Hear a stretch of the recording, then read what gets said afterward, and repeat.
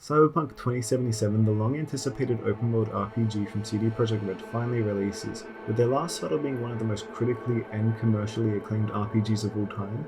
8 years of development time and marketing displaying how Cyberpunk would push the envelope, fans expected it to be a legendary game that reached great new heights. However, CD Projekt Red's excessive marketing would harm their image, leaving an insurmountable amount of hype to match. Let's start with the elephant in the room. One of its glaring flaws, which is its awful performance. On PC, there are numerous problems and it is so poorly optimized to the point where good rigs are left chugging with surprisingly low FPS. I had an issue where trees in the distance would overlap whatever was in front of it, and another where characters' mouths wouldn't move while speaking. Bugs like these constantly broke immersion, ruining crucial cutscenes by breaking tension and distracting from the story. Models would take a moment to render properly, undercutting the incredible visuals of Night City. These are a handful of problems I run into on PC. Xbox One and PS4 versions seem almost unplayable. The fact that this game released at all in its state is quite surprising. Yet despite all of these issues, the game is still playable on PC. Despite being an RPG, it feels quite lackluster when it comes to actual role-playing. Dialogue choices can feel minimal and very linear. I found on saving and reloading back interactions, all of the dialogue choices would usually lead to the same result. It does quite a bad job at even creating an illusion of choice, as there are really more than 2 or 3 options. The attributes I invested in were hardly used in meaningful ways. The most they would ever do is open up a pointless shortcut that could have been bypassed by taking a few extra seconds to find an alternative route. There was also every once in a while I'd be able to threaten someone with physical violence, as I put a lot of my points into body, but it would usually just result in less dialogue and less content. It never had any real effect. These actions would rarely even incite a fight. This problem is a reoccurring one in Cyberpunk, where your choices are rarely impactful nor have much consequence. The life paths are a good example of this, an interesting addition that serves almost no purpose. It has no benefit to any RPG elements and is baffling because the game is quite upfront about this, stating some events and dialogue will be different. You get additional optional dialogue and certain cutscenes will be different, but it hardly affects gameplay or the story, so even one of the very first choices given to you is one with very little impact, which is a shame. It could add an incredible amount of replay value to the game if it actually had any sort of significant impact on the story or the world or your character, but rather just comes off as a complete gimmick. I think that Cyberpunk's RPG elements fall flat.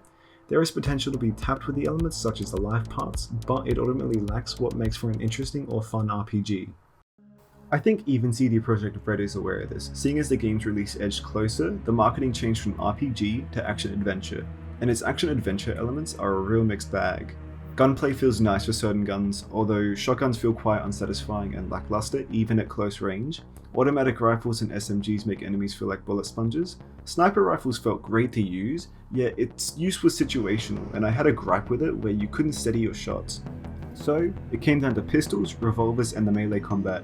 I found revolvers worked excellent, packing great punch and feeling satisfying to use, which is why I dumped a majority of my perk points into them, which is something I thought was really neat, the ability to choose whatever perks you want and not be punished for it. At no point in the game was I ever forced to play a certain way, so if I wanted to play by investing all my points into a certain tree, I very well could.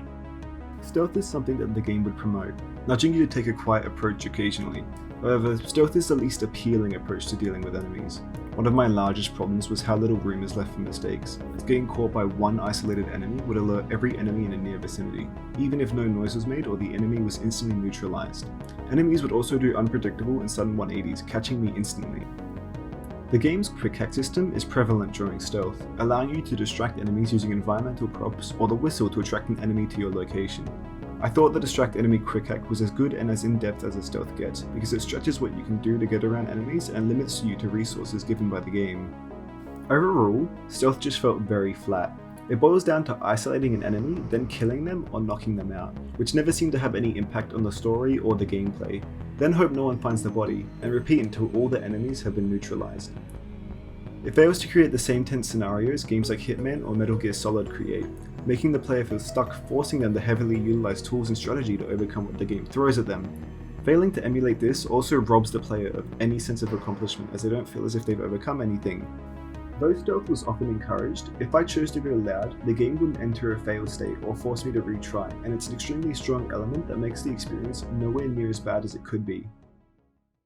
Melee combat is in a different field. It can feel very clunky and rough. Most of the time to even engage against ranged enemies, I needed to run up to an enemy, therefore exposing myself as an easy target. On harder difficulties, enemies wiped me out fast. The only way I could find melee combat to be viable was by sliding over an enemy behind cover, crouching, and beating at their knees until they died. It was an extremely boring way to engage with the game. There are dedicated melee fights around Night City. These fights tend to boil the melee combat down to its basics and show how bare bones it can be. There's a normal attack, which you can chain 3 together for the one and only combo possible, a strong attack which breaks guards. There's also the ability to block, which if timed well can temporarily stun the opponent. A dash can be done to dodge attacks as well. It seems complex enough to be interesting in theory, but in practice it feels underdeveloped. Enemies' defenses can be broken through using the strong attack, and while stunned can have a typically large health bar whittled away at with the combo. The only thing that attempts to punish spamming is the stamina bar, which can be circumvented by playing heavy defense while the bar regenerates, which it does quickly.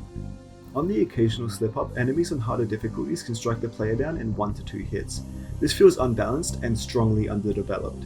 There are only 5 of these fights, and they all play near identically without the option to even replay them once beaten. The only other time melee feels viable and natural is against certain bosses, yet the option to just use firearms was one I opted to use because of them being stronger and much more fun. The most unfortunate part of the combat is the terrible AI. The AI is completely brainless, they are devoid of strategy. When combat is initiated, enemies that use melee will charge directly towards the player without a second thought, leaving themselves extremely vulnerable, acting as fodder. Enemies that use firearms will scramble awkwardly towards cover, taking pot shots while cowering behind said cover. An attempt to drive these enemies out of cover usually flops because the AI won't even react to grenades most of the time. It's so poor that throwing a grenade at an enemy's feet won't even cause a reaction. When enemies scramble towards cover or charge you, they tend to trip over the corpses of dead enemies on the floor, which is definitely not a purposeful design choice, as parts of their bodies clip through the floor and it looks extremely awkward. Once an enemy trips over, they can't get up. After multiple engagements came to an end, the quest marker would still be stuck because there was one last enemy stuck yelling at the floor. These AI issues would make combat feel far more disconnected and unengaging, degrading a lot of encounters that felt like they could have been much more remarkable if it wasn't for these glaring issues. Night City is quite large in its scope, which unfortunately makes its flaws much more evident. To live up to its large scope, optional content is littered throughout the map as an attempt to make the map seem like it's brimming with content. Yet most of this content being what the game refers to as gigs and NCPD scanner hustles are 3 different missions, copy and pasted over and over. The gameplay for the scanner hustles usually consists of going to a location, neutralizing enemies, and interacting with something nearby. The gigs are similar, but instead of heading to a random location on the street, an enemy fort is hand-built with purposeful enemy placement. But despite having a higher seal of effort, after an hour of playing these, they all blend into each other. Most are unremarkable, and it becomes a monotonous cycle with reward that's only purpose is leveling your character. It's lazy design that has comfortably set itself into a lot of open world titles, and is frustrating to see appear. Yet the issues with its open world extend further with a lack of involvement, meaning Night City is just a backdrop. Albeit one that looks great, it can feel dead and empty with nothing to do in the city itself, rather something that is mindlessly driven through to get from marker to marker. The minimap always looks desolate, and during the second half of the game, I tended to just fast travel everywhere, which is a shame because it undercuts the rich world building done throughout its narrative. A narrative that is excellent at that. The cast is full of interesting and likable characters. Keanu Reeves has a great screen presence as Johnny Silverhand. Night City is built throughout the story as a brutal city that will chew you up and spit you out, which is made evident throughout the characters who have obviously been changed by and adapted to the city's terrible living conditions. The overarching plot is compelling. There's a great sense of uncertainty where it doesn't feel too predictable. It has great action-adventure elements that create a lot of tension throughout the plot, and as not to spoil anything, I'll say as little as that it has some of the best endings I have ever seen in a game. The best part of the game is that the strength of its narrative crosses over to side quests. Its great characters and great world building continue to make compelling quests that I'd follow out of sheer curiosity.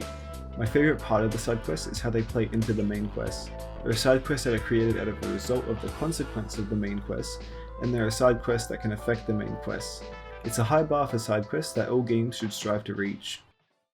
So, despite how much I criticised and dug into Cyberpunk, I still enjoyed it. It falls short at a lot of aspects, but is heavily carried by an interesting narrative and compelling quest lines that feature great characters. I also believe a chunk of the aspects it falls short in can be fixed. DLC and patches can do this. This isn't a release strategy I'm too enthusiastic about, but I'm still interested in visiting the game a year or 2 down the road to see what is done to improve and fix upon it.